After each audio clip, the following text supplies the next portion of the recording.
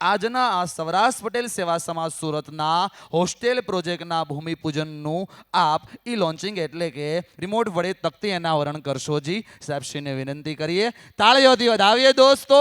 આ ડિજિટલ ઇન્ડિયાના સંકલ્પને આપણે સાર્થક કરી રહ્યા છીએ અને સાહેબના વરદ હસ્તે આપણે ભૂમિપૂજનના આ ભાવને પ્રગટ કરી રહ્યા છીએ. જોરદાર તાળીઓથી વધાવીએ. सौराष्ट्र पटेल सेवा समाज द्वारा शिक्षा के क्षेत्र में आज की गई ये पहल भी इसी कड़ी का एक हिस्सा है।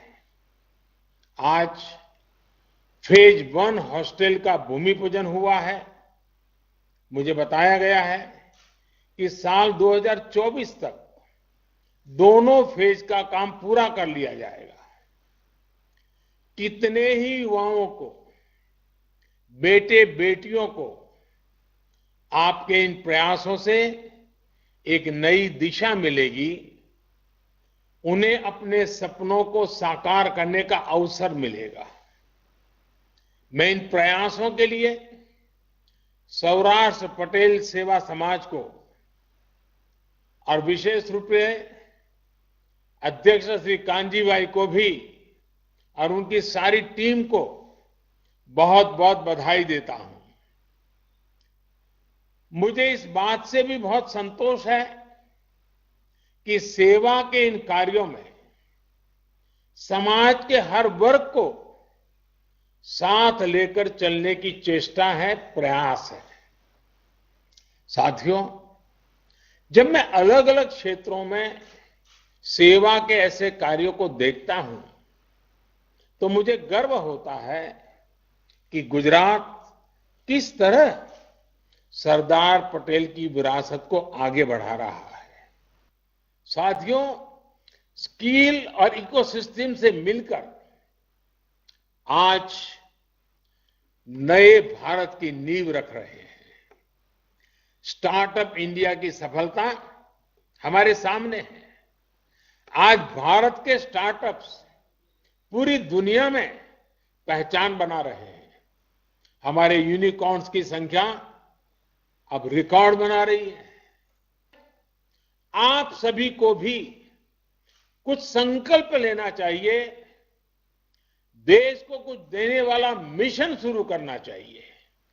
ये मिशन ऐसा हो जिसका प्रभाव गुजरात के कोने कोने में नजर आना चाहिए।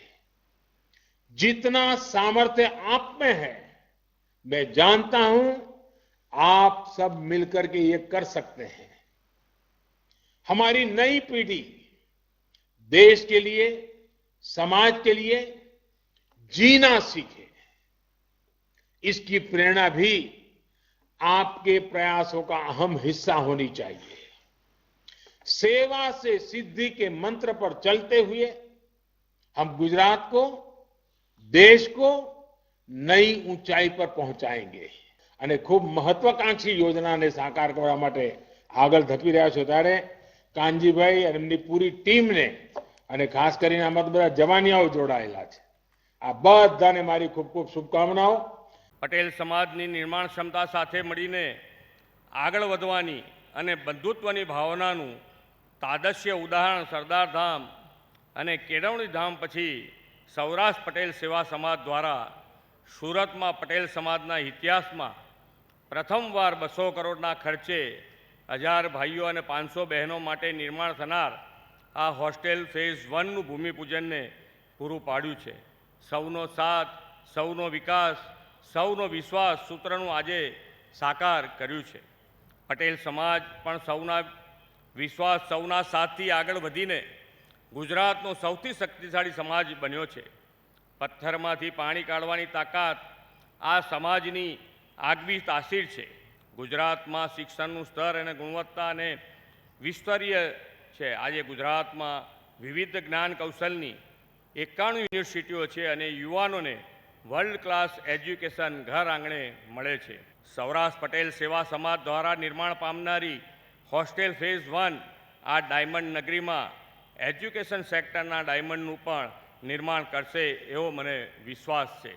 સૌરાષ્ટ્ર પટેલ સેવા સમાજ સુરત દ્વારા કેટલી વર્ષોથી પ્રવૃત્તિઓ થાય છે, ખાસ કરીને સમૂહ લગ્ન, એ ઉપરાંત સામાજિક કોઈને કોઈ પ્રવૃત્તિઓ દ્વારા વર્ષમાં 1-2 કાર્યક્રમ થતા હોય છે.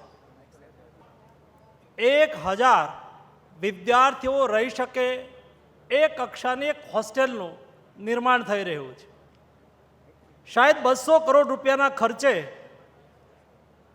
1000 વિદ્યાર્થી રહી શકે એટલી વ્યવસ્થા, જેમાં સમાજનું અને દેશનું ભાવિ ઘડાવવાનું છે. 200 કરોડ રૂપિયા અને 1000 વિદ્યાર્થીને ભાંગીએ તો મારા ખ્યાલ મુજબ એક વિદ્યાર્થી પાછળ કરીબન 2 લાખ રૂપિયાનો ખર્ચ આપણે કરીશું. આજે થોડા દિવસ પહેલા તમે પેપરમાં વાંચ્યું હશે કે રાષ્ટ્રમાં 23 વર્ષથી નાના હોય એવા 13 ધનકુબેર યુવાનો છે. એમાંનો એક યુવાન આપણા સૌરાષ્ટ્રનો ટાબરિયો કહીએ તો ટાબરિયો શાશ્વત મનસુખભાઈ નાકરાણી છે. એ અહીંયા સ્ટેજ ઉપર આગળ આવે તેવી વિનંતી છે. શાશ્વતને અને એના સાથેના કો ફાઉન્ડર ભારત પે એપ્લિકેશનના માન્ય શ્રી ભાવિકભાઈ કોટડિયા પણ અહીંયા આગળ આવશે. જેટલી તાળીઓ પાડીએ એટલી પાડીએ, કારણ કે આપણી ભાવિ પેઢીના રોલ મોડલ છે.